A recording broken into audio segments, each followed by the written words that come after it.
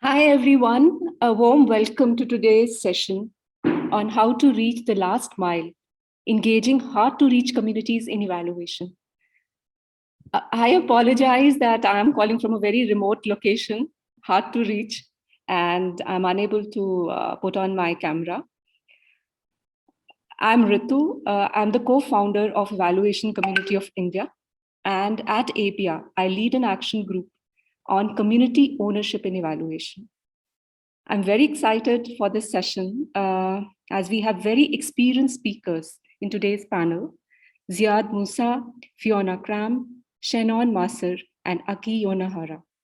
And of course, our esteemed chair, Professor Shiv Kumar. He's a Delhi-based evaluator, economist, and researcher. His research and evaluation work is in the field of social policy, looking at issues of child rights, poverty, livelihoods, health and nutrition, education, and women's empowerment. He teaches economics and public policy at various universities in India and abroad. He is the founding board member of IDEAS and a regular participant in COE events. Over to you, Professor Shiv Kumar. Thank you.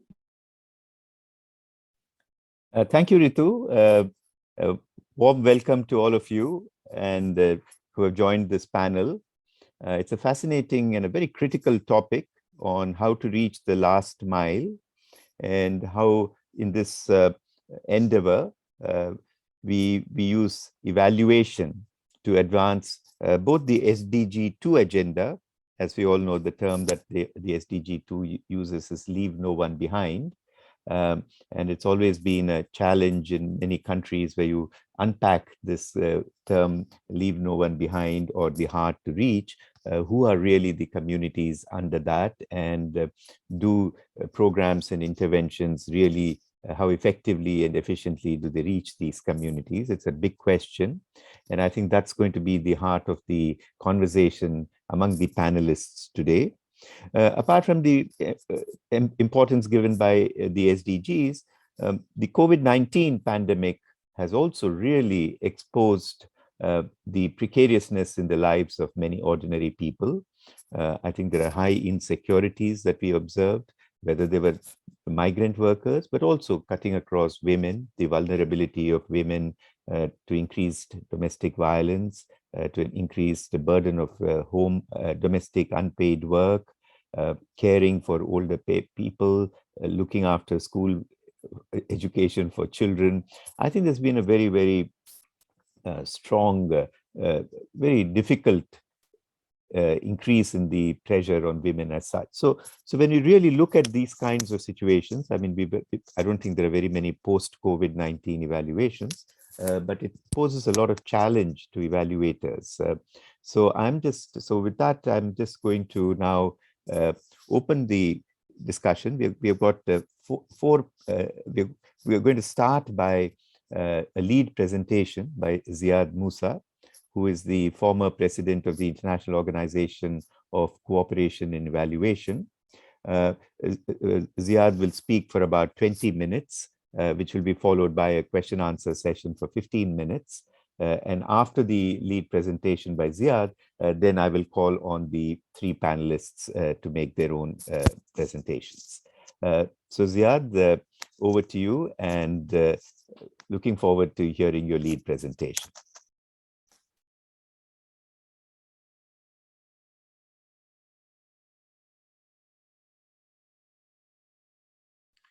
Thank you, Professor. Good morning, everyone. Thrilled to be here. Actually, yeah. I won't be. I mean, I'm not. My specialty is basically evaluation rather than topical interests. And looking at the rest of the panelists, I'm sure they would be speaking much better than me on the technicalities of it. However, and as usual, I've prepared for you some musing, some morning musing. It's 6:30 in the morning. here. So let's have some morning musings. The first thing I want to share with you is the who rides on the Eval bus. Back when I was still a student, I used to work as a part-time job in a school. And basically, my job was a fun one, which was to entertain the students and organize extracurricular activities. And every time we'd go on the bus, there was invariably, I mean, this is a joke in Lebanon, I don't know if it's in the rest of the world, when I was taking the attendance sheet, somebody would invariably say, someone who's not here, raise your hand. And in hindsight, maybe looking at this 30, 35 years later, I find it a bit symptomatic of this no one left behind and hard to reach and what have you. Because in practice, when you have a school trip going, those who would not come would be either those whose parents are too poor to pay for the fees of the trip, those who have, let's say, physical disability, cannot go up and down from the bus, those who, for one reason or another, are bullied by their peers, etc., etc., etc. So in the bus, we had the wealthy, happy people, as the REM song says, and outside our eyesight and our reach, we always had those who are hard to reach. And in a sense, just like a school policy should be somewhere tailored in a way to make sure that everybody gets into that bus, that is somewhere the trick. Now, projecting this into our evaluation sphere, or maybe just before, like there has been a lot of academic work on hard to reach and left behind and what have you, and typically it's like 5 concentric circles. One of them is geography. So those living in rural or reclused areas, for example, would have less chance of having their voice heard or having their opinion streamlined than those who live in the center. Obviously, socioeconomic status plays a big role. At a macro level, governance processes, so those who are with and those who are against, and often we hear those who are with and forget about those who are against. Discrimination, and I mean, if you look at the body of the literature, and while, let's say, geography, socioeconomic status, and government are a bit less researched, discrimination based on sexual preference, based on caste, based on religion, based on what have you, is at the core of things. And last but not least, there would be shocks and fragility. And like in the part of the world where I work, basically when we say hard to reach, it's basically those who are in a war zone and who are somewhere hard to reach. Now, projecting this into more of an evaluation sphere or approach. Basically, we have this famous dichotomy, and maybe if you simplify the reality as a pool table, it will help us a bit understand. So in practice, most of the, let's say, program evaluations we do. I'm not speaking about fundamental research where you have the luxury to choose, if you can call this luxury, your target group or your method or your approach, but purely from a pure professional angle. There's always the donor. The donor gives money to an implementing organization. Typically, this implementing organization would cooperate with a few others so that to implement the program. These few others typically would go into the field. And from there onwards, based on a set of assumptions like this pilot will be taken over, there'll be enough momentum or policy change to move things around, etc. You can claim influence across the world or the society or what have you. But basically, in practice, and those of us who work in evaluation or who have conducted evaluation would know that many times, the focus is basically from an accountability, sometimes learning angle between the donor or the implementing organization, or at best the second tier. So up to where you go to the field. But in practice, when we speak about reaching the last mile, it's like breaking away and going into these two levels.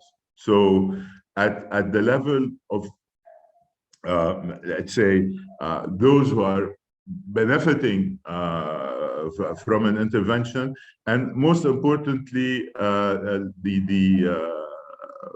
let's say the world at large. And the regular setup of things, the first two circles would be, the focus would be on outputs and the bit of outcomes, while at this level, the focus would be on behavioral changes, and impact would be lying over there. Unfortunately, and the way things are constructed, the focus most of the times is at where we have a grip, or where we have interlocutors, or where we have dialogue, while the essence of no one left behind, of hard to reach, etc., lies in the two furthest circles. And basically, for an evaluation to be complete, it has to look in a plausible and rigorous manner at all of these levels. So it's not sufficient to cover the first two circles and then write some poetry on the last two circles, and then say that our evaluation is complete or has done its thing. I don't know if it rings a bell. That's a picture from what we do regularly, displaced people, and in that case, these are Syrian refugees, and there is some water distribution. So technically, if you go back to this picture, the first two circles would be about giving money and setting systems and processes to get the water to the refugees. But would that be enough? I mean, if we look simply at this picture, and here I want to challenge the participants. I mean, I hate speaking to myself, especially when I'm speaking to a screen and all of you are behind screens. So I don't know if there's a facility in the conference to hear 2-3 participants. So Ritu, if participants can raise hands and give a floor, or Professor Shiva, I don't know who has a look at the panel. I just want to listen from the audience, three persons. What extra mile should we walk if we were to be evaluating this intervention based on what you see in this picture? So can I have a show of hands?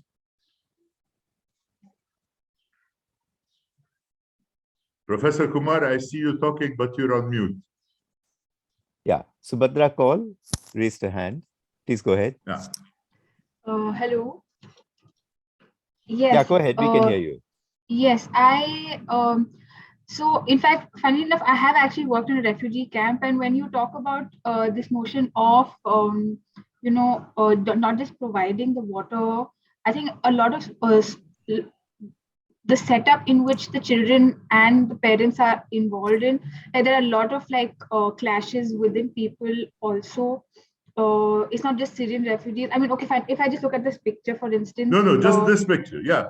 Yeah, just looking at this. First thing that comes to your mind, evaluatively looking at this picture. I think it's also about organizing the people in terms of how they have access to the water, because otherwise you might just have a mad rush to have people, because and also in terms of who gets access to it, in terms of like this boy climbing onto this thing, like women, this girl is not going to climb onto the structure. So in that sense, I don't know if I'm, yeah, thank you. Thank you. Let's just keep it moving. Yeah. I can see Ramanayake. Yes, thank you very much. I think there was a lot of child labor in here. Aha, awesome. So coming back to our previous model, from a purely output thing, probably 35 liters of water have arrived to every registered individual in the camp. But if we look at who's at the front line receiving water, these are children holding water cans that are probably their weight. Let's dig further. Ritu, you have your hand up. Yes. Hi, Ziad. I really liked this, what you said. Who is learning? So is it just the evaluators who are learning, or are these communities also learning? And are these communities, and if you see the burden of care of getting water is on women and children. So are the communities also thinking about it? That's my reaction to you, Ziad. Thank you. Maybe we get one more and move on.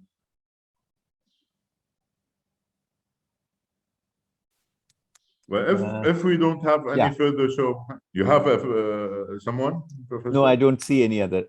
Okay. Hand. So if we look at this picture in more depth, guys and girls, and those who are in between, now we should really be cautious of this. We're looking at from a pure output-based or program-based intervention, there would have probably been water arriving to the refugee camp. But as the colleagues said, the frontliners are children, and in practice, those of us who have worked in camps would know that sometimes if the aid workers would see children at the front line, they would tend to serve them first, and that's always a kind of a herd behavior in case water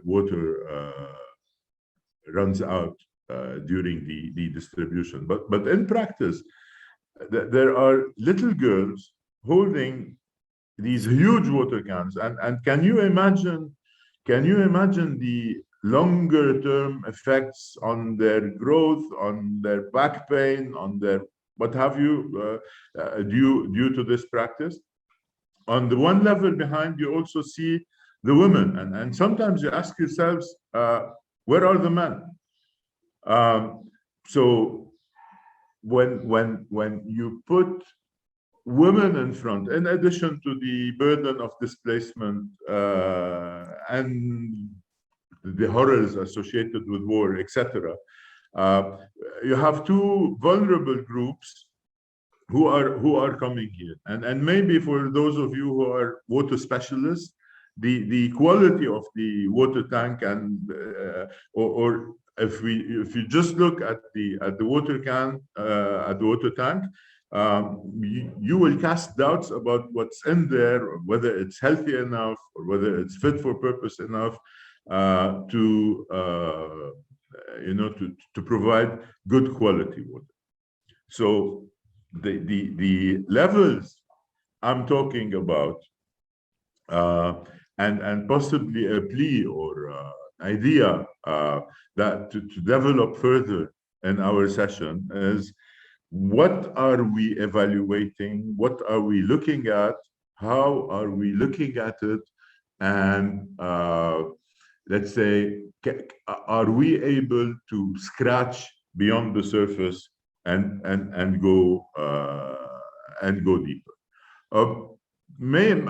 Again, I'm not going to give you the preset recipes, etc. But maybe from where I stand, from the professional side of view of things, have tweaks or questions that we could maybe debate further today. First one is, what works for whom and where? This question. And when we frame this approach, looking at what works, but also for whom, does it only work for the donor and for the recipient agency, or does it work for everyone? Where does it take place? Is it in the field, or is it in air-conditioned offices, or is it in five-star hotels? And whether these settings would somehow project themselves into the reality. There's also a need to review indicators and methodological approaches.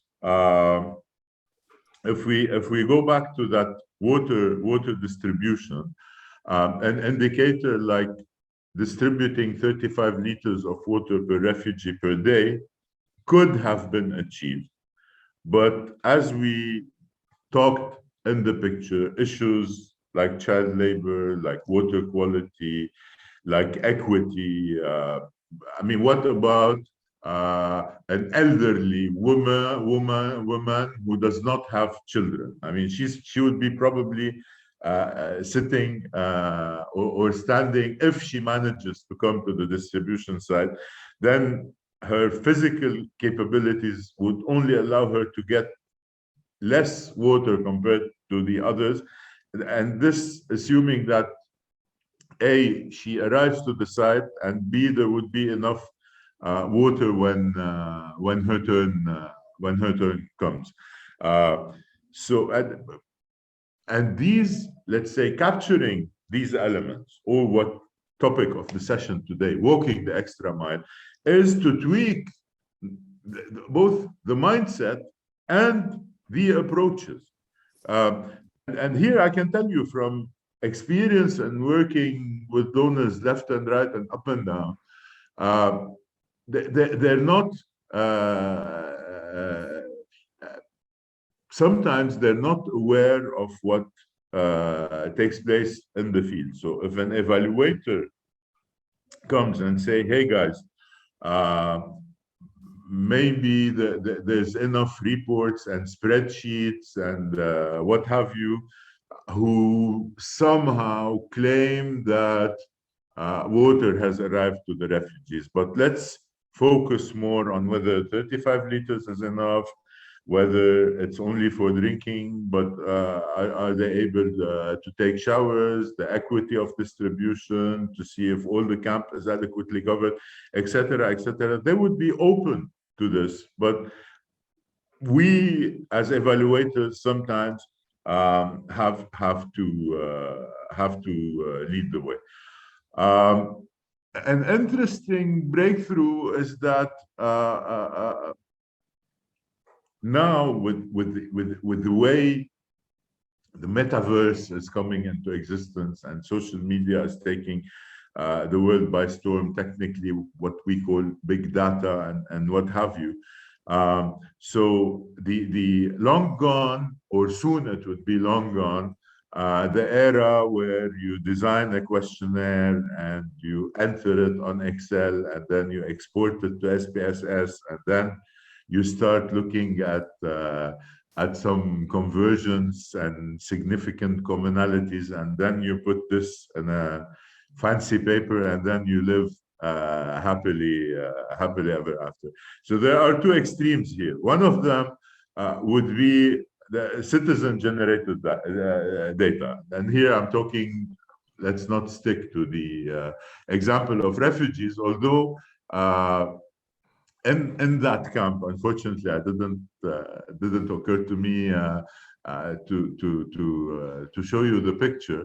They would be ready to sleep without food, but never without their dish on which they can watch some series to forget the reality, possibly romantic with a bit of tragedy. And everyone, practically in terms of cell phone penetration, there is more than one phone per tent in that particular setting. And with the democratization of tools such as WhatsApp or what have you, you could with a proper campaign on WhatsApp capture as much insights as you would capture by deploying 30 researchers for 1 week doing door-to-door interviews in the tents. The other extreme would be satellite imagery. Again, from the context I work on, your left side is an aerial photo of Syria before the war, and you can see in the region of Aleppo the lights, etc. And it's, if you compare it to the picture on the right, the amount of lights, etc., that trickled from this satellite picture, again, without, I mean, quite intuitively, would say that the situation is dire and bad over there. So and let's say reaching the last mile is to balance between these two extremes, from mega technology into simple stuff, and really make use of what's taking place. Speaking about making use of what's taking place, let's agree. Like, for those who were in the session, I spoke yesterday about Eval Agenda 2020, and I was saying that Eval Agenda 2020 was in the wake of the transition from the Millennium Development Goals to the Sustainable Development Goals, and realizing that the transition was made without proper evaluation of what worked well and what did not work well. And the what did not work well is definitely more significant, or as significant as what worked well, what we call taking photos at funerals. Now, when the SDGs started, 2015 onwards, we had the pause, not only in the SDGs, but possibly in our lives in many ways for 2 years because of this COVID thing. And I would not rejoice too quickly, because we never know when there will be a variant and when we will be locked down again or getting our 8th vaccination shot. But in the meantime, as the world slowly emerges from COVID, this Build Back Better slogan should be inclusive and wide encompassing.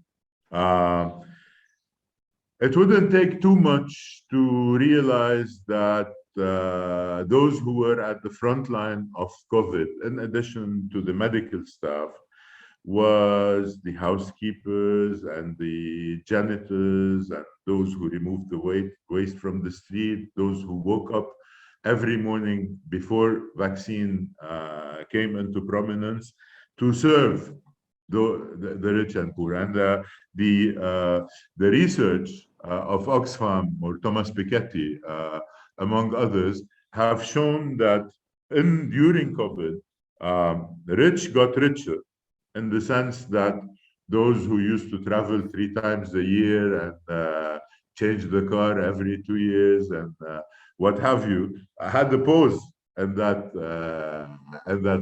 lifestyle. So in that sense, they have a lot of money sitting on, and the OECD actually, as we speak, is reflecting on how to make sure that this accumulation of wealth that took place during COVID times gets re-injected into the real economy without heating up inflation. On the other hand, the poorer tranche of people got poorer because these would not have regular jobs, and that was affected by COVID because they could have regular jobs, but they were far more threatened than those who could lock down, get their paycheck at the end of the month and live happily ever after, etc., etc. So this balancing in the wake of COVID-19 and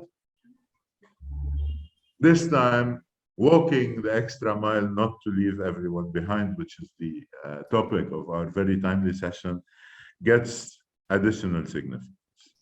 Ziad, may I request you to wrap up, because maybe in the next 2 minutes. I'm on my last slide, sir. Sure. Thank you. So basically, to close down in beauty, we'll go back to my favorite cartoon. So the skippers are saying, I have that strange feeling that we're turning in circles. And the boat turns in circles, my friends, is when those with heavy muscles, those with the brain and the money and what have you, are on one side, and those tiny others on the other are on the other side, and you keep rowing, and you stay at your place. And in the Eval constellation,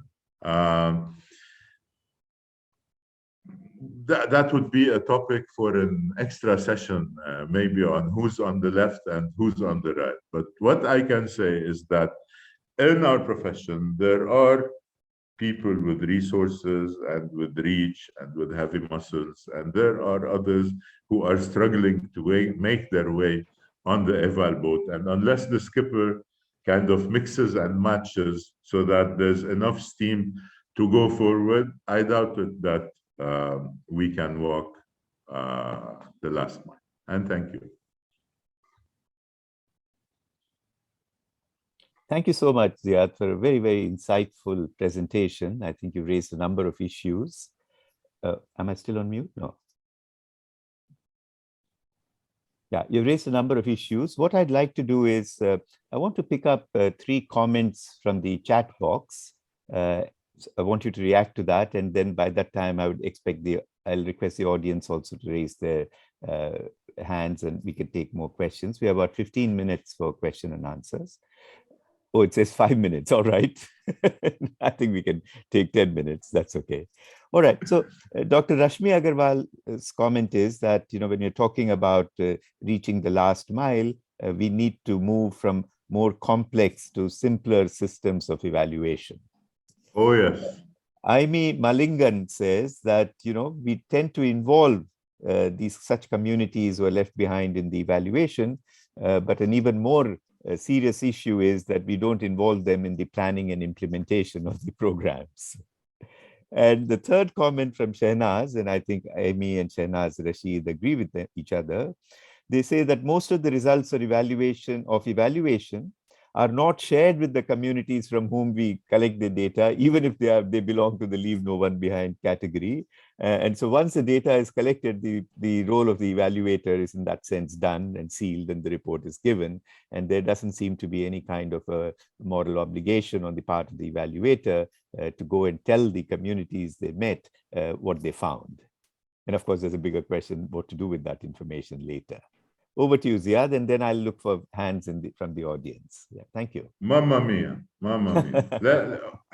Okay, first, I do concur totally with Rashmi about the khalas, long gone the era of very complex stuff that nobody can measure just look at some of the literature around the SDGs and their interdependencies and the moving targets and the indicators and the sub-indicators, that's a call to the basics. Yeah, simpler, more effective, more targeted, straight to the point, and capturing what works, but removing from under the carpet what did not work. I mean, it's not normal that the whole discourse, developmental discourse, is an endless story of successes. On a report of 100 pages, and this I'm picking up from the M. You know, we have the M for the monitoring, the E for the evaluation, the L for the learning. Sometimes there's the A for an accountability, etc., etc. But in the M, you would tend to describe what works and put under the carpet what does not work. Unfortunately, the way the industry is constructed and the way we're producing our reports makes it difficult to make what's under the carpet emerge. So that is one. And then, yeah, the comments about the colleagues on involving as early as our, at least my intellectual guru, Robert Chambers, was saying back in the early 2000s, don't be extractive. If you want to be participatory, you have a moral obligation to, I mean, the population you're serving, whether it's research, whether it's evaluation, what have you, most of the approaches is to extract information from them, from the last two circles on the slide I show, and then go muse about it with the first two circles.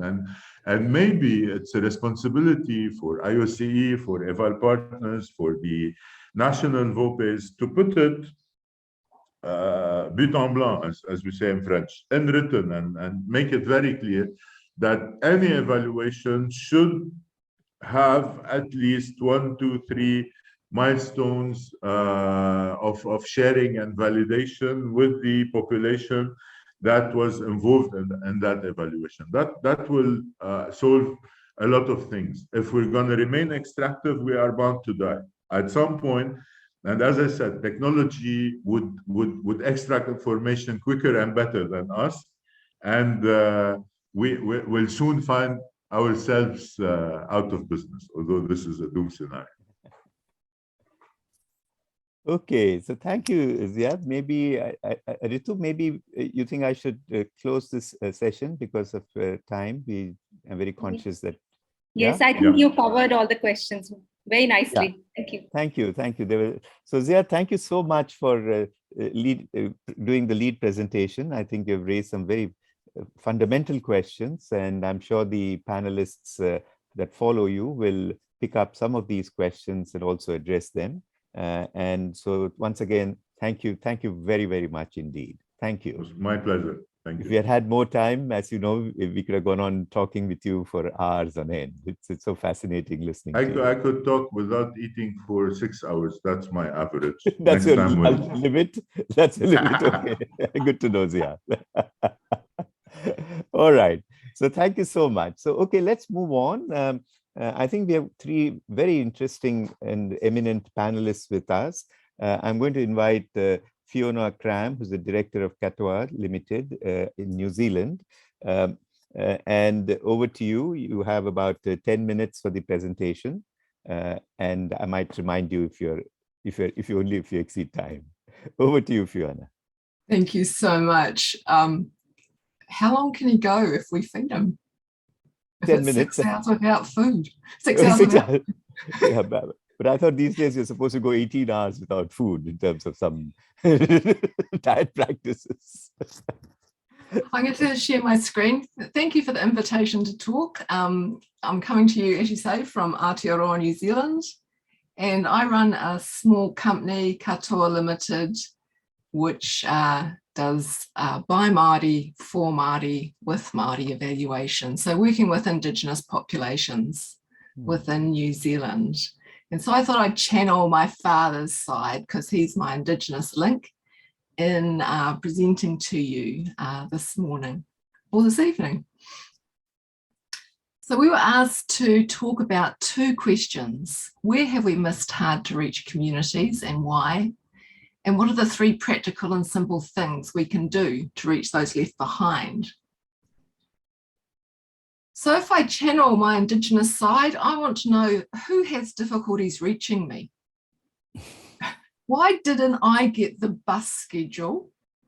Why didn't I get an invitation? Why don't I want to be reached by you? Why wouldn't I get on that bus? And then in terms of the three practical and simple things, I want to know who knows I'm not hard to reach? Who can reach me? Who do I feel safe reaching back to? And who's a good fit for me? Who knows my challenges and my aspirations? So one of the reasons why Māori are sometimes described in Aotearoa New Zealand as hard to reach is because they're marginalised. So members of my family don't want to be reached by social services, don't want to be involved in initiatives, don't want to be involved in evaluation. And that's not surprising because we're no longer seen as normal in our own home place. We've had our land stolen, we've been forced out of political and economic spheres and been pushed to the margins of society by the big C word, colonisation. And a relation of mine talks about colonisation having the root word of colon, and the colon's job in the body is to extract all the goodness from something and just leave behind the shite, as my Irish relations would say. And I think that's why people are often hard to reach, because they've been had their resources redistributed to other people within their country. So it's not surprising that we have trust issues, and many of us have trust issues when it comes to evaluation. So in Eval Indigenous, we decided rather than always talking to evaluators or to donors, we'd get together 10 questions that communities need you to answer when you come into the community as an evaluator. So the first 5, who do you know? Who do you know in my community? What do you know about my community? Where are you from? And I thought I'd talk more about these 3. So who do you know? Oh, bad spelling. Who do you know in my community? I have an uncle who said, what's the first thing I want to know when someone rings me up? And the thing he wanted to know was, where did you get my number? Who sent you to talk to me? How are you connected to me? How do you know me? So we're advising communities when evaluators come to work with them to ask those evaluators, do you have an established relationship with my community? Or are you new here? Who do you know in my community? Because evaluation doesn't happen just as that extractive industry, it happens in the context of relationships. So communities will often want to know, do you know them before the evaluation, and are you going to maintain a relationship afterwards? Second part of that is, does someone from my community have representation on your evaluation team? Have you thought to include us in the team that's coming to meet with us? And then if you haven't thought to include someone on your evaluation team, have you reached out and gotten a guide? Is there someone you're dealing with who understands how you enter our community, how you meet with us, and how you behave respectfully when you're here? Because a lot of communities, Indigenous communities, have protocols that evaluators need to go through when they enter the community. Our second question is, what do you know about my community? Do you even know we're Indigenous? Do you know what Indigenous means? And do you know our history? Because like I said, if we've been marginalised, Do you know that history of marginalisation? Do you know where we originally lived and now where we've had to move? Do you understand the things that have been taken off us? Do you understand what marginalisation means to us? So do you have an understanding, I know my health colleagues call it, of the determinants of health? Then do you get our worldview? Do you have some understanding of, I guess I'd call it our ontology, how we see the world, how we understand it, and our epistemology, how we know? My colleague Manulani Meyer from Hawaii talks about the difference between ontology and epistemology. One's a noun and one's a verb. Do you get what we know, and do you understand how we know it? And do you understand and support our flourishing? Do you see us as people full of potential who want to do well in this world?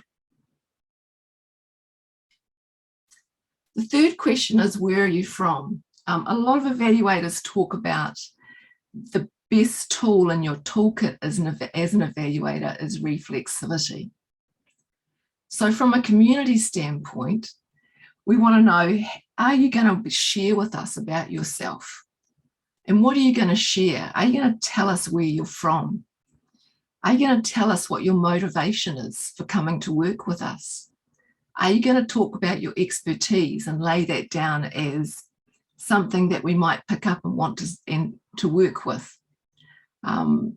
When keynote speakers come to our local evaluation conference in Aotearoa, either in person or remotely, we often ask them to talk about themselves. And so when their keynote presentations are published in our journal, what we get is this wonderful insight into what motivates them and where their family is from and who they are as a person. And it's hard to enter into a relationship with someone when you don't know them as a person. So this is kind of essential. Do you know and understand that you have a cultural standpoint? You have a culture, we have a culture. There might be differences, but do you actually understand that? Because in our experience, a lot of Pākehā, a lot of white people don't know that they have a culture. They just think everyone else does. And have you worked with a community you don't belong to? Do you know how to work cross-culturally? How does that normally go for you? And I think some of the questions that people have raised here come up within the context of that question, and also some of the other questions that we ask evaluators to respond to. So what relationship will you have with us during this evaluation? Will you come back and forth and involve us in decision making? Will people in my community get to work in the evaluation? Will you employ surveyors? Although I'm a bit worried about this WhatsApp move. Will we have a say in the design of the evaluation? Will we talk about our traditional methods and have them incorporated in how you go about finding? Because we have a way of knowing. Who will be analysing the findings and writing the report? Will we be involved in that? And how will you support us to use the evaluation findings? We often tell communities when we go in to do evaluations that we'll always be looking at the end for opportunities for us to present together about the findings, for us to move and to own them, because it's hard for a community to use evaluation findings if they're not supported to do so, and if they don't feel any ownership of those findings. So this is a quote from Hirani Mokomead, one of our elders, that actually in the end, what we need is evaluation processes, procedures and consultation that is correct, so that everyone who is connected with the project is enriched, empowered, enlightened and glad to be a part of it. So if, as I said at the start, marginalisation is being pushed away from the centre, then surely evaluation should be a part of a process of decolonisation, part of a process of pulling people back into the centre, so that it actually can help reposition people as normal again and give them a part back in the say of their country, in the say of their community, and actually move them from a place where, in our case, we're often seen as deficit and something wrong with us, back to a place where we're seen as full of potential. And for Māori, that's really important because 30% of our population is under 27. And so there's this big young cohort that needs to be seen as full of potential if we're going to realise that demographic dividend and allow those people to flourish.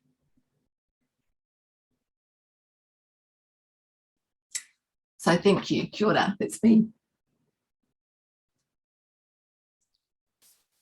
Thank you. Thank you so much, Fiona. That was absolutely wonderful. And I think the way you captured the essence of it in the last slide from Margaret Mead, that communities who are involved and support us in the evaluation process should feel enriched, empowered, enlightened, and must have been happy to have participated in the exercise. So I think very often, I think this is also a question that some of the participants had raised after the first lead presentation. How do we really bring it a much more humane element to evaluation and not see it as an assignment, but much more of an empathetic involvement in the lives of people whom we want to ensure have better opportunities.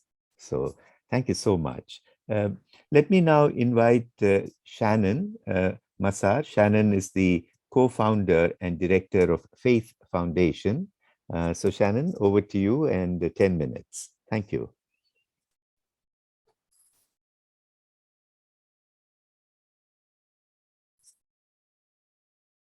Hello, everyone. Hi, Shannon, we can hear you. Go ahead. Yes. Yeah. After hearing, from Ziad and also from Fiona, I feel even more inspired. It's so good to hear and get all these good insights. Me being, a co-founder and also running an organization. I could understand where we are or where we were, after listening, to Ziad, and also after listening to Fiona, because she's speaking about Indigenous communities, and I also represent, the Khasi Indigenous community here in Northeast India. So this is actually, it's been a great opportunity for me to be here and learn from everyone.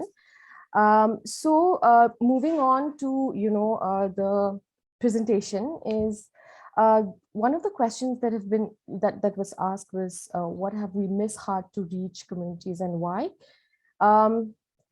I run an organization associated with this organization, Faith Foundation, for now for the past 9 years, and what I've realized is that we being an organization at times have been very donor driven.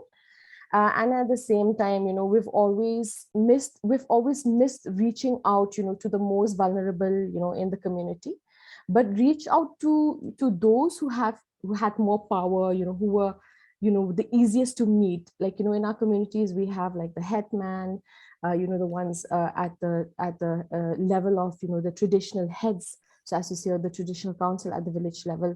So we would, reach out to them because we felt that, they had more power and that they were the ones who would be, we would be able to implement our programs. And we actually failed miserably, for the past, this many years that we've worked, we failed miserably. It was only, I think, during the 7th year of our work that we've been able to, basically like create a breakthrough with the communities. Why was because I think we spent a lot of time, in relationship building. We spend a lot of time in gaining their trust, and I feel that is very, very important when you start working in communities. Though I am part of the community, but I am from the urban community, and we work with the rural communities.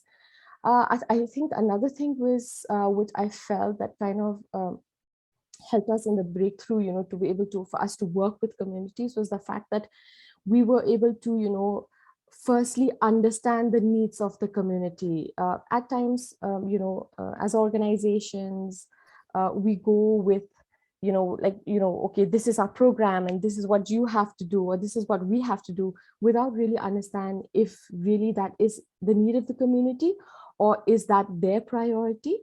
And so I think that, relationship building, gaining the trust of the community initially, before working with the communities, is very, very important. And now we've reached a stage wherein we understand the importance of, community ownership, work on a community ownership process wherein the community, they understand their issues, they prioritize their issues, and they are able to, plan and see what it is that they want to do for the communities. And we as organizations, or as someone who is not in the community, can kind of facilitate those processes for them and step in when and where it is required. So, there's this approach, wherein I think when it comes to here in India, there's this thing of, one size fits all. But I think, when we're working with, communities, especially indigenous communities, we really need to understand whether this will work for them, whether this is what they need or what it is that they want, rather than us or the state imposing, our programs, or our ideas on them. So the next thing was that, with the COVID, with the pandemic, when the pandemic happened, it was really an eye opener for us, because we realized that, we felt very lost, because we could not reach out to the communities, and most of the work, our plans and our activities were on halt. It was then we realized the power of, the community. And so the women that we were working with, they were the ones who kind of reach out to other members of, families in the communities. They were the one who kind of facilitated the process of, getting food supplies into the community. It was, with their support, they were the ones who identified. So I feel that, working with the community is very, very important, in a sense that they, you involve them in everything, So for the past 1 year now, what we've been doing is that, we've been trying to see, what it is that we can do, to kind of bridge the gap and see that, we promote community ownership processes in the community. So I think it was last year, very recently, that we had conducted a research. The plan was initially that, we involve the communities, and the youth to, conduct the research. But because of the pandemic, we couldn't do that. But something that we did was that after we had the findings of the research, we reached out to the youth, and the youth were the ones, and we spoke to the youth and asked them, what it is that, how would they want to, present, and basically share the findings with the community. So last year, youth from 3 communities came in together. They shared the findings with the, community members. They did like, a kind of like a play, but like a silent theater play to, in a very non-threatening manner, on how, they can share, issues. So the issue that we were, that I didn't mention, the issue that we were looking at was, on early pregnancy and teenage pregnancy, which is pretty high in our state, Meghalaya, and something which is very, very sensitive. So we spoke to the youth, and it was the youth who went out, and had their way, or did it their way, to present the findings with the communities. So now, as an organization, we feel that, listening to communities, listening to the youth is very, very important. And one of the other, so as to say, an outcome, of the research the study that we had done in these communities was that we heard a number of elders, a number of women, a number of men, because we involved actually everyone, in the research, right from religious leaders to children to women to men. One of the things that actually came out of this research was that they felt that, the youth, they felt that there was very less involvement of the youth, in the processes, development processes in the community. So that was how, there was a fellowship that was formed, wherein now we are involving the youth in dream building. We are listening to them. They're the ones who are coming up with action plans. They have their self-assessments on how, they would like to address issues of teenage pregnancy and child rights and child protection issues in the community. We're also, looking at, involving, women. So women self-help groups in our communities, we have every woman from every house, who are part of these self-help groups, and they have formed village organizations in their own villages. And so we're also working with the village organization or with the women to see what is their dream, how is it that they want to design these programs, to address issues that are very important to them in the community. Apart from that, our team, when we're talking about how can we reach out, to the ones that are hard to reach, our team and our youth are, going and visiting homes, in communities, speaking to them, what are their dreams, to understand, that these individuals also do have, strengths, and that we as an organization need to appreciate these strengths, because if we want to involve everyone, in the planning process, in the design and the implementation of the program, and that it should not be just, a lopsided, that only the ones who has the power to do it. So, eventually we're the ones, as a team, we're the ones who went out to do it, but now we're also training the team, and the team members themselves are reaching out to parents in the community, they're reaching out to other youth in the community to bring them together so that, we could plan together, for programs, we could plan and design, what it is that they want to do, how do they want to address these issues, at the community level. So coming to what are the three practical and simple things we can do to reach out, to reach those left behind. I feel that, involving everyone in research, assessments, be it children, listening to women, to elders, men, religious leaders is really important. So involving everyone at the community level. At the same time, also, we believe that, respecting local knowledge, respecting, their traditional knowledge is also very, very important on how they want to do it and why they want to do it that way. Another thing that I feel is really, really important, which as an organization, we've kind of moved into that. We feel that building youth leadership is very, very important at the community level, because the youth are the ones who would, eventually, be adults and be the ones who would be taking part in all these development processes. They're the ones who would be, basically the future of the community. Children and the youth are the future of the community. So we're investing in a lot in building their youth, youth leadership.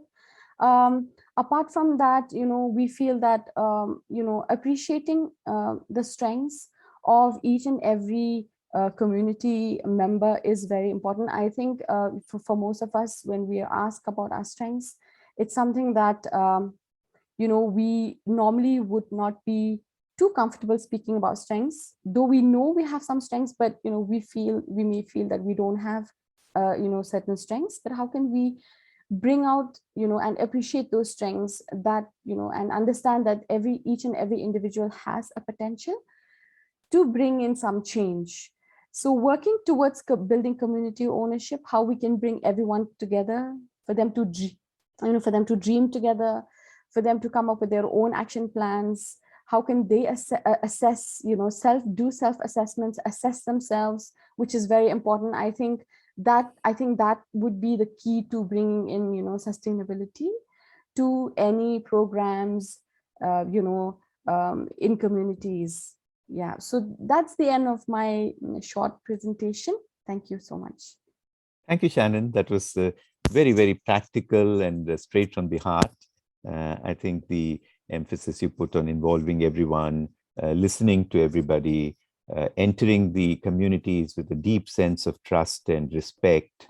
And also, I think, like you said, understanding elements of social solidarity and what is the kind of security that communities give. We often start going and interviewing households and individuals, but there is a certain amount of strength that they derive from community, the support of communities. I think all these are very critical elements to build into any evaluation exercise. So thank you so much.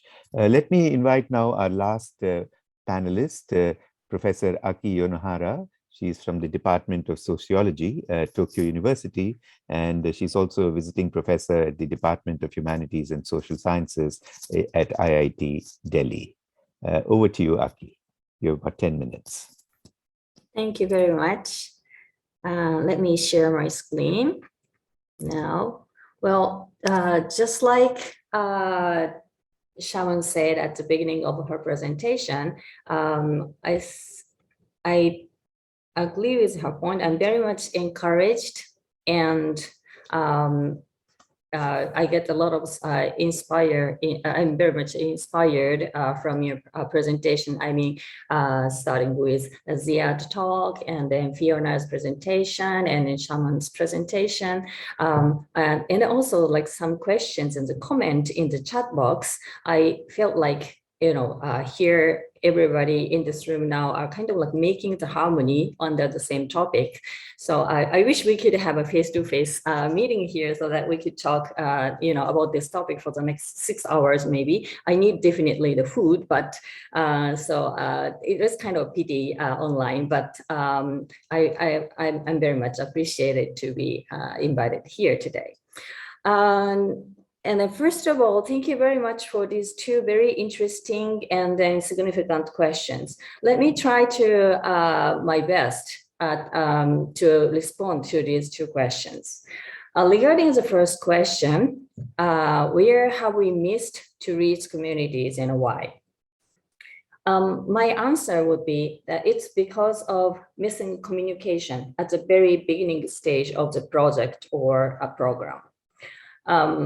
The question may be that how shall we evaluators communicate with those who do not have a clear concept of evaluation? And then more specifically saying, for example, if they are not literate, if they do not have address, if they're at the very vulnerable position, how shall we evaluators can communicate with them and to get the information about their needs and about their information about themselves? How can we understand them? We often communicate consciously or unconsciously with people who we can communicate relatively easily. I think this is a pitfall where we miss to reach the communities in need.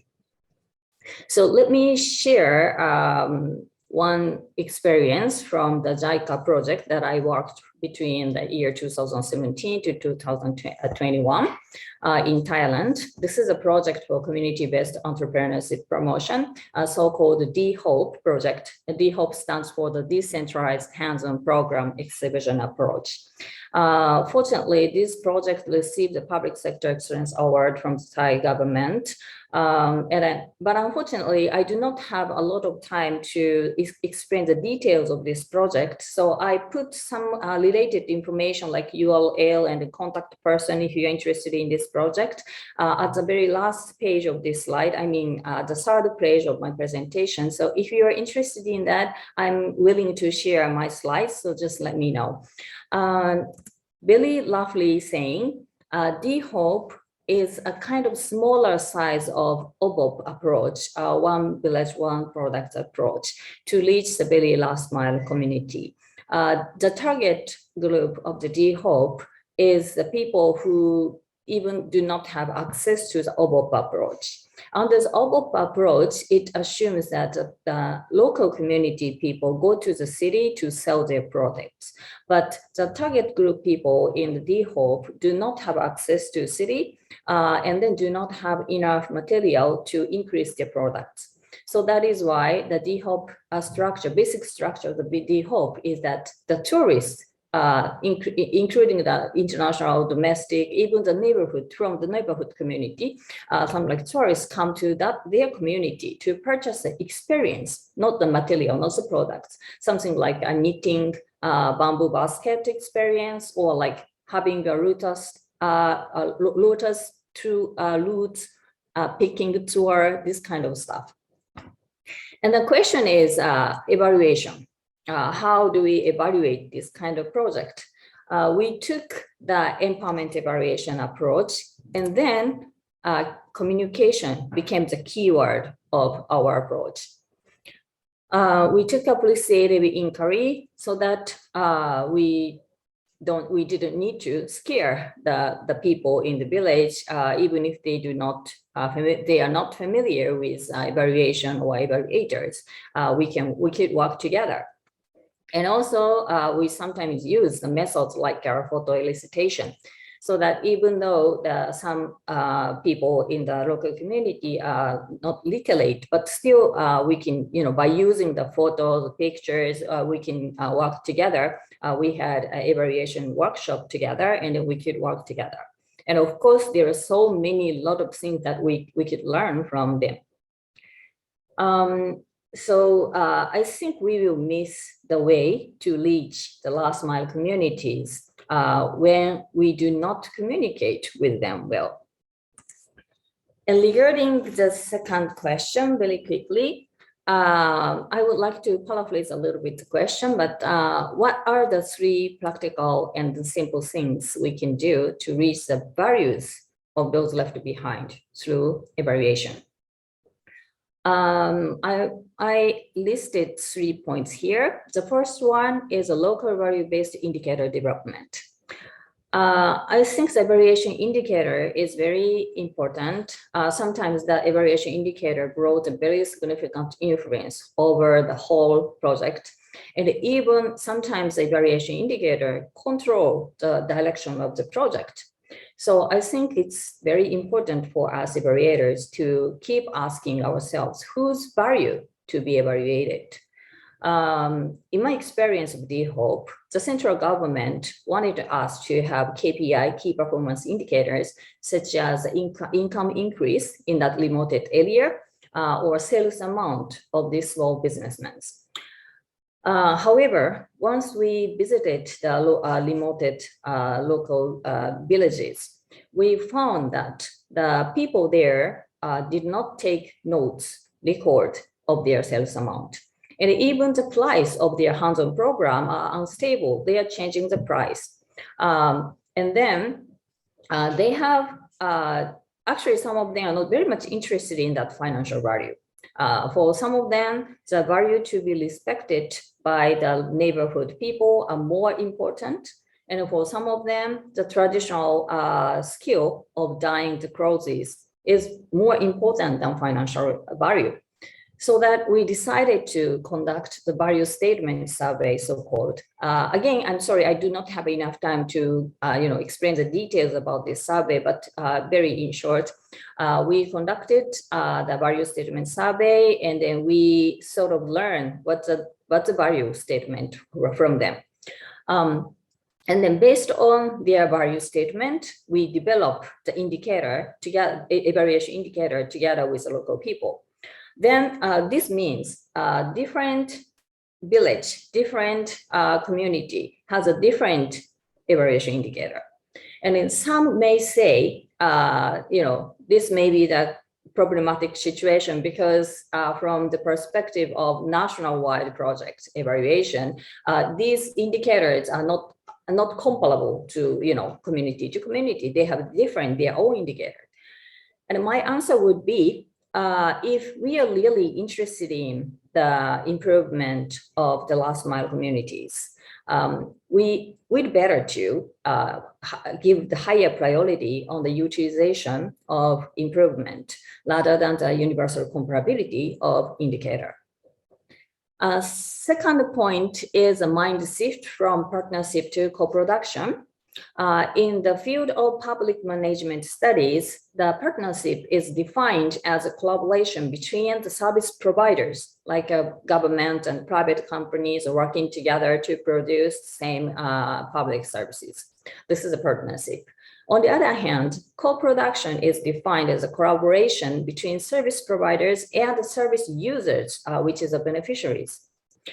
And again, in order to reach the last mile needs, the values of these people, I think we need to switch the mind from partnership sense to the co-production sense. The service users, the beneficiaries are not simply the recipients. They can be a collaborative partner, and we can work together with them to co-produce the better outcome of the project. The last one is ownership supported by the servant leadership. I think everybody here in this room today all agree with the ownership, autonomy, sustainability is very much important. I already see some comments on the chat box. And then I wanted to say that the ownership is not something like just like leaving all the decision-making right to somebody else. No, the ownership needs to be supported and grown, particularly if the owners are in a socially vulnerable position. And then even though your project started to grow the ownership, when the project finished, maybe you have to leave the community.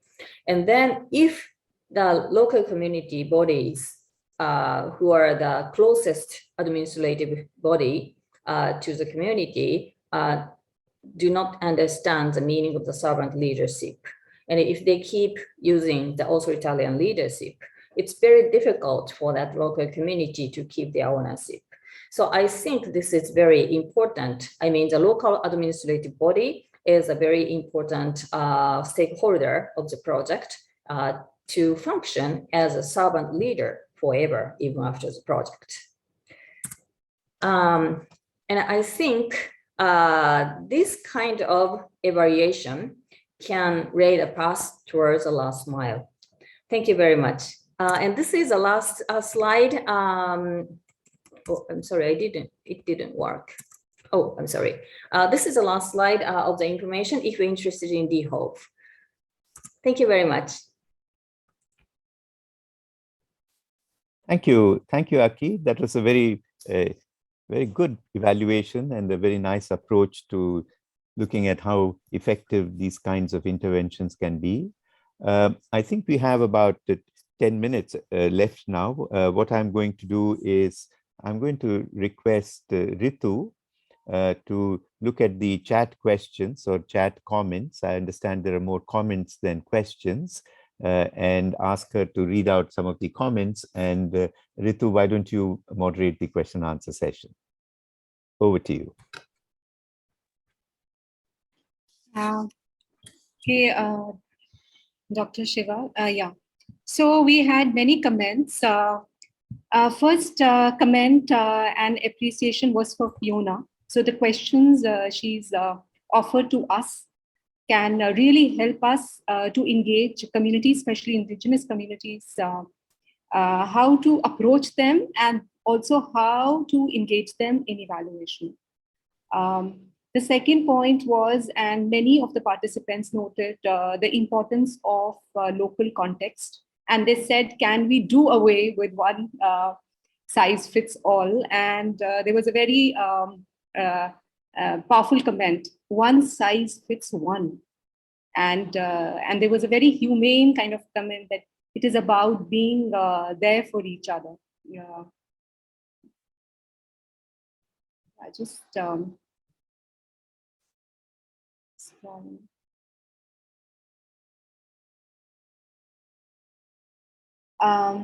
Power of listening and valuing the local knowledge, that came a lot as well.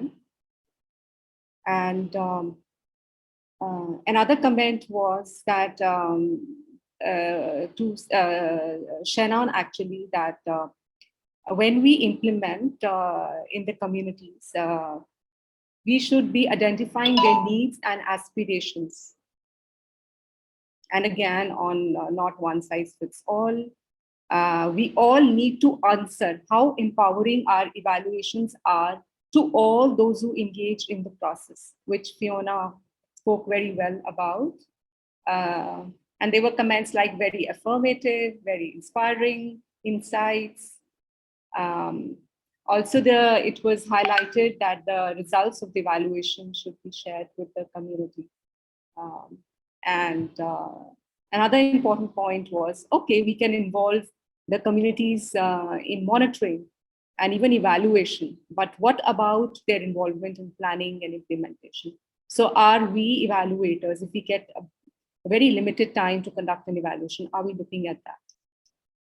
And one point was from me, which was like, everybody was talking about, let's move from this deficit-based approach. What is your problem? And we outsiders will provide you the solution, but rather recognizing that communities also have something to bring to the table.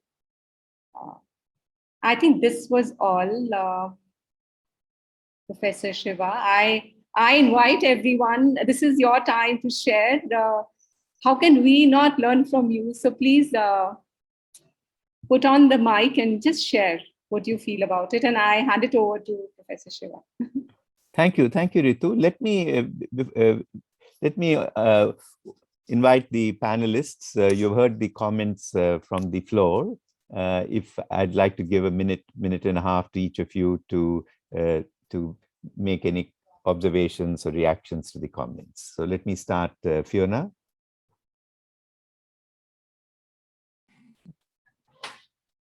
Oh, thank you everyone for your comments. I'm always amazed sometimes that these presentations go together so well and build on one another. And I think where we ended was with people able to board that evaluation bus. And I think what we saw was really just the insights into what can be learned from sitting with people and then adjusting your evaluation methodology approach to actually fit with people's reality and with their aspirations. And I did wonder when Shannon was talking, I know I'm not supposed to ask my own question, but I thought it was lovely when she talked about people showing up at your doorstep, young people showing up at your doorstep to ask what your dreams were. Yeah. And I just had this image of the person who answered the door being blown away because they'd never had someone official come and ask them that before. And just what they would open up in, by way of conversation, and also the joy of being in relationship with someone who cares about your dreams. Thank you, Fiona. Shannon, quick responses to the comments. Thank you so much, everyone, for the great comments, and I feel so at home right now with everyone here. The fact that I think we all are speaking the same language, or I think we have the same wavelength, or we have the same dreams, or where we want to go with our work. So thank you, everyone, and especially to Ritu for inviting me here, and also for the, I'm here because I believe it's because of her. So thank you so much. Thank you. Thanks, Shannon. Professor Yonihara. Yes, thank you very much for today. And I'm also glad to, that we all here share the same idea. But at the same time, I feel like big donors and maybe the major governments need to understand the fact that one approach fits one community. Still, I observe that many organizations and governments expects us evaluators to have a universal indicator, or to have like a multi-purpose wear to fit everybody. But what we want to realize is not something like that. I think we need to advocate, and then sending the message to those organizations, like that one approach fits one community. Thank you.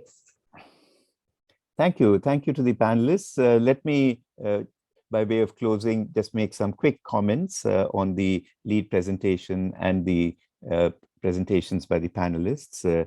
As we all know, there's very rich content in these presentations.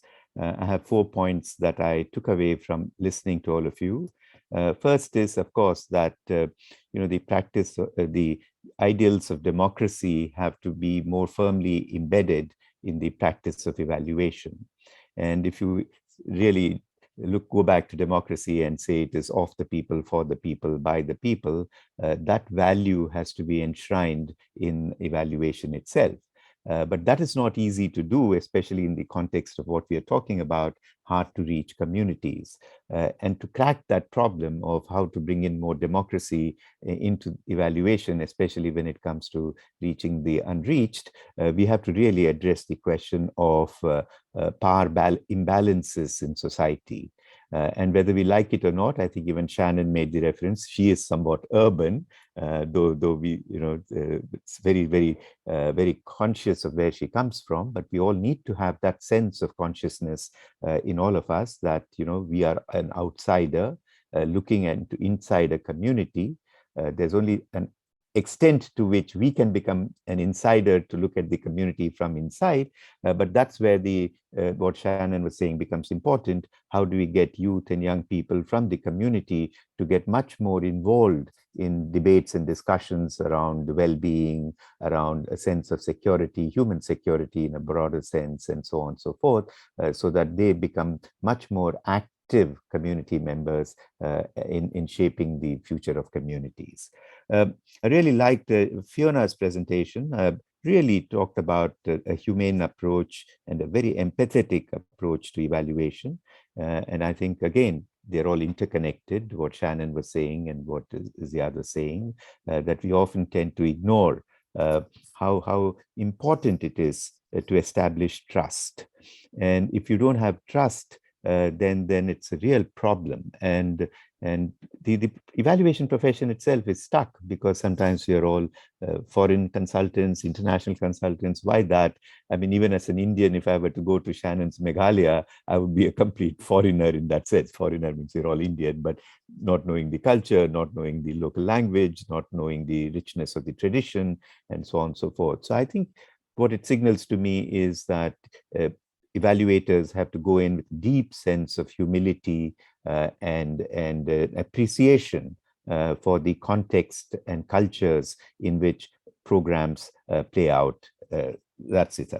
The last point I wanted to say, and I think I pick up from what Aki also said, that with the government programs are always there, and even if you don't doubt the intentions, with the best of intentions, governments do try to put in place welfare programs that reach the poor. But again, with the best of intentions, we also know that government programs reach some of the poor and not all the poor. And the ones who are left out among the poor are the groups that we are really talking about. And what I have found very problematic is that while people talk about universal programs, universal healthcare or universal basic schooling or universal access to basic services and so on, that should be the thrust of the state policies. But then you really need differentiated strategies. This is the question about one size fits all or not. We really need differentiated strategies at the community level to tailor programs and schemes and activity interventions to suit the cultures and contexts of different communities. And I think that's the real catch. But all this has to be backed by a very genuine commitment, which I find missing in most governments, of collecting data, information, on tracking the reach of benefits to these communities, or reach of any kind of schemes to these communities. So in the absence of that, it almost looks to me a diabolical situation where you don't want to know the information because you know that you're not doing too well. There's a reluctance to generate or to track these kinds of reach and flow of benefits to the communities, to such an extent that we in many countries haven't even identified. We name them, but we have no idea. If you saw Ziad's Venn diagram, where are they located? How are they more men than women? If you're putting in a gender perspective, what are the disadvantages that women face vis-a-vis men? We know inclusion issues of disability and so on. We have very little real information to do better. But that's not the, I think that's that's a finding of the evaluation which can be used to influence the design and planning of interventions. That's a great contribution that evaluation community can make. So thank you so much. We have taken a couple of minutes extra, but thank you for a very, very rich set of presentations. And thank you also to the participants for very insightful comments. I now hand it over to Ritu. Over to you, Ritu. What a treat it was for me. And you know where I'm going now? I'm going to the community to ask them, what is your dream for youth in the community? My heartfelt thanks to the speakers and to the chair. We learned from your experience and your wisdom and insights.